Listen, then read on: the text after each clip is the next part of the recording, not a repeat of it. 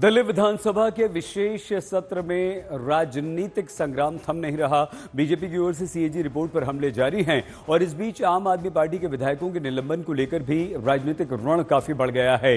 विधानसभा सत्र के तीसरे दिन निलंबित आम आदमी पार्टी के विधायकों को विधानसभा में प्रवेश से रोका गया तो मोर्चाबंदी और भी तेज हो गई। नेता प्रतिपक्ष आतिशी पुलिस वालों से भिड़ गई और नोटिफिकेशन दिखाने की मांग करने लगी और इस हंगामे के बीच आतिशी ने सीधे स्पीकर को फोन लगा दिया।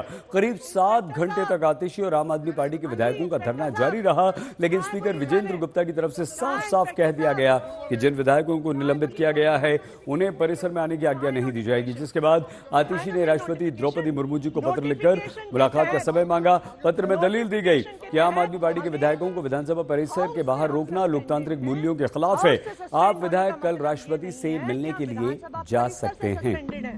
हम चुने हुए विधायक, हमें कोई नोटिफिकेशन कहाँ है? नोटिफिकेशन दिखाइए, नोटिफिकेशन कहाँ है? दिखाइए। हाँ जी, इंस्पेक्टर साहब, इंस्पेक्टर साहब, इंस्पेक्टर साहब, हाँ जी इंस्पेक्टर साहब, कहाँ है पुलिस वाले? कहाँ है इंस्पेक्टर साहब? गाड़ी को अंदर नहीं घुसने दिया।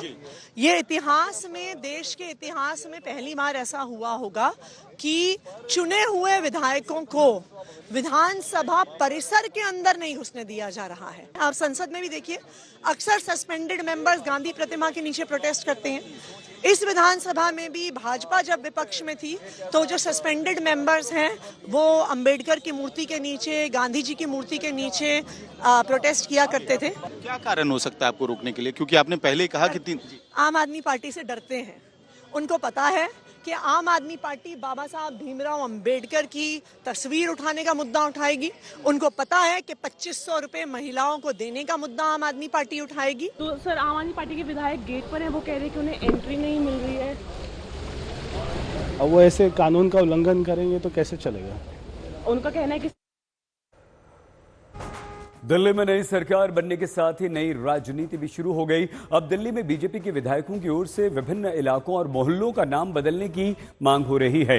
दिल्ली में नजफगढ़ का नाम बदलकर नाहरगढ़ किए जाने और मोहम्मदपुर का नाम माधवपुर करने की मांग बीजेपी के विधायकों ने उठा दी।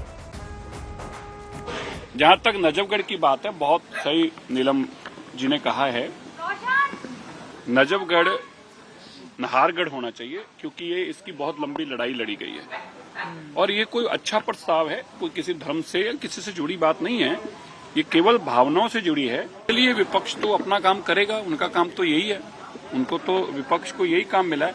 देखिए, बीजेपी काम नहीं करती, ये तो पूरा देश जानता है बीजेपी, लेकिन हाँ, नाम बदलने का काम जरूर करती है।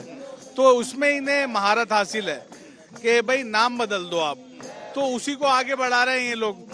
अभी आपने देखा होगा, देश में जहां भी इनकी सरकार आती है, बीजेपी आ जाती है इत्तेफाक से, तो सिर्फ नाम बदलने का काम करते हैं, तो उसी को लेके आगे बढ़ रहे हैं।